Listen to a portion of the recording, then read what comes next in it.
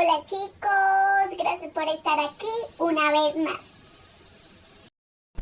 El día de hoy tendremos la compañía de 5 expertos,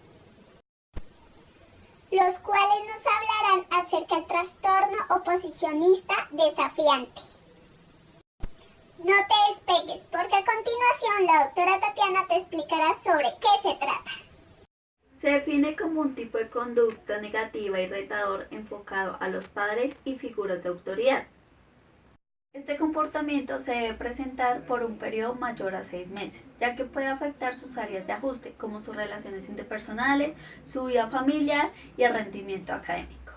Por lo general se presenta entre los 4 y 8 años de edad, con mayor frecuencia entre niños que niñas.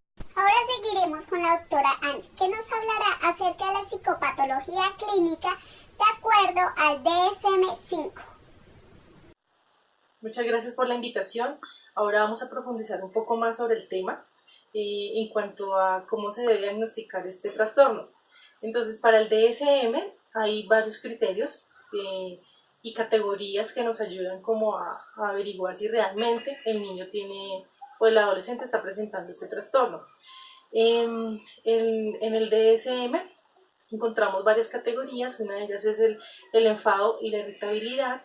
La siguiente categoría es la discusión o la actitud desafiante negativa. Estos síntomas deben presentarse por lo menos durante 6 meses y debe cumplir por lo menos 4 síntomas de cualquiera de las categorías. También es importante tener en cuenta que el niño exhiba estos comportamientos con personas que estén a su alrededor, que no sean, por ejemplo, los hermanos, sino que sean figuras de autoridad. Para el DSM-5, en la categoría de enfado e irritabilidad, se presentan 3 síntomas. Entonces, a menudo el niño puede perder la calma, a menudo está susceptible o se molesta con facilidad, y a menudo está enfadado y resentido. Todo el patrón de discusiones y actitud desafiante, el menor a menudo discute con la autoridad o con los adultos, ya sean niños o adolescentes.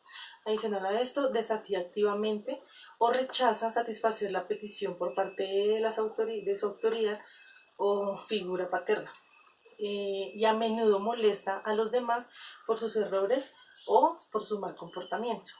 En cuanto al patrón vengativo, debe haberse presentado por lo menos 2 veces durante los últimos 6 meses. También se debe considerar que la persistencia o frecuencia con que se presentan estos comportamientos debe distinguirse entre lo que se considera normal y lo que se considera sintomático. Quiero darles nuevamente las gracias por esta invitación. Quiero dejarlos con la doctora Valeria Ariza, quien va a profundizar un poco más sobre el tema, otros criterios que se tienen en cuenta en el diagnóstico del DSM-5. Además, va a hablar un poco sobre la comorbilidad de este trastorno. Muchas gracias. Gracias, Angie. Respecto a los síntomas que se hablaron en los criterios anteriores, se debe tener en cuenta la persistencia y la frecuencia en los que se están presentando. En los niños menores de 5 años se está presentando casi diariamente el síntoma o los síntomas durante 6 meses. En los niños mayores de 5 años se está presentando al menos una vez a la semana durante 6 meses. Otro factor que se debe tener en cuenta es la intensidad respecto al momento del desarrollo del niño, o sea, la edad, el sexo y su cultura. El segundo criterio o el criterio B es que los síntomas están afectando su entorno social, su entorno familiar y están afectando asimismo a los padres, a los amigos, compañeros de clase. El último criterio que se debe tener en cuenta es que estos síntomas no se deben a un trastorno psicótico o al consumo de sustancias psicoactivas. Para poder determinar el grado de afectación de este síntoma, se debe tener en cuenta en los entornos, el número de entornos en que se está presentando el trastorno como tal. Si es un trastorno leve, se está presentando únicamente en un trastorno. Si es un trastorno moderado, mínimo en 2 entornos. Y si es en un trastorno grave, se está presentando en todas sus áreas de ajuste. Respecto a la comorbilidad del trastorno, este puede ser comórbido con el trastorno de conducta, que es un poco más grave que el trastorno oposicional desafiante. La conducta es un poco más grave en el sentido en que se están violando las normas, leyes y derechos de los demás. Asimismo, este trastorno es más frecuente en niños de 10 y 12 años, pero no quiere decir que se pueda presentar en niños menores. El otro trastorno que también comparte algunos síntomas es el trastorno de déficit de atención e hiperactividad, que para su diagnóstico se debe presentar la hiperactividad, la impulsividad y el déficit de atención. Seguimos con la doctora Valeria, que nos explicará acerca de la etiología.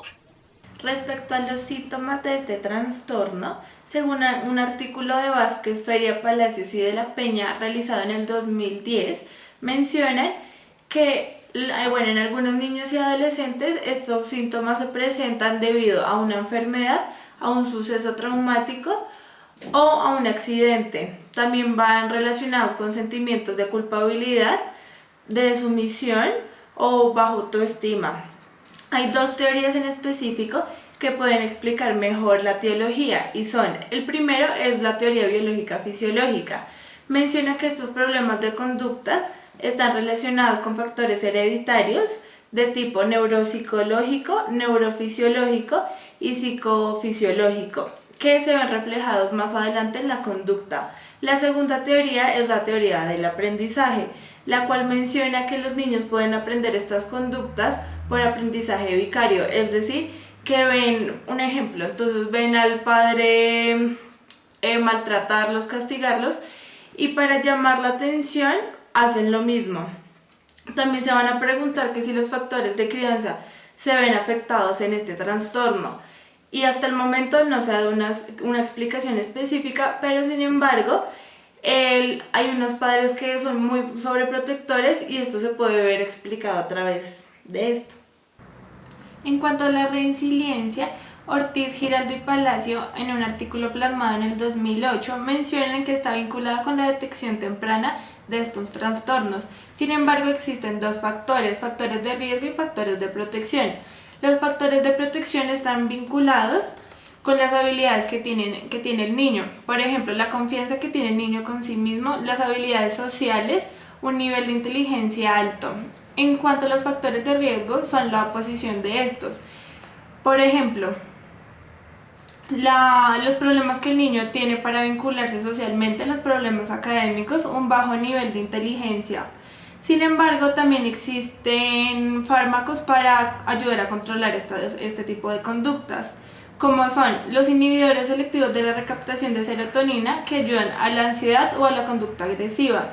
Los estimulantes inhibidores selectivos de recaptación de dopamina, que ayudan también a la impulsividad, al autocontrol o a la dificultad para procesar la información del entorno. También están los inhibidores selectivos de recaptación de noradrenalina, que están relacionados con la impulsividad y la agresión. Y por último tenemos los antipsicóticos atípicos, que también están relacionados con el trastorno de espectro autista y pueden usar también en casos de conducta agresiva o de carácter grave. Y finalmente la doctora Lina hablará sobre la evaluación. Hola, buenas tardes. A continuación yo les voy a hablar de la evaluación multimétodo, la cual nos permite tener una amplia certeza respecto al diagnóstico del niño. El primero es revisar con mucho cuidado la historia clínica para mirar trastornos que el niño haya tenido previamente o enfermedades físicas. También están las entrevistas. Las entrevistas se le realizan a padres, se le realizan a los profesores o a los cuidadores que estén cerca del niño con el fin de evaluar ciertas conductas que no podemos detectar previamente en la consulta. También están los registros anecdóticos que generalmente se le entregan a los padres o a los profesores con el fin de observar cuál es el comportamiento del niño fuera de la consulta, como en la casa, en el colegio, etc.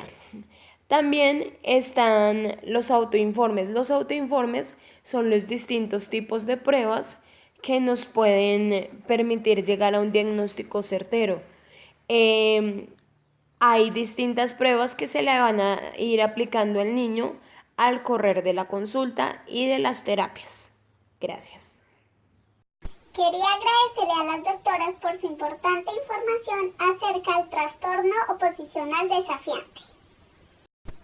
Si te gustó, dale like y no se te olvide suscribirte y seguirnos en todas nuestras redes sociales. ¡Te esperamos!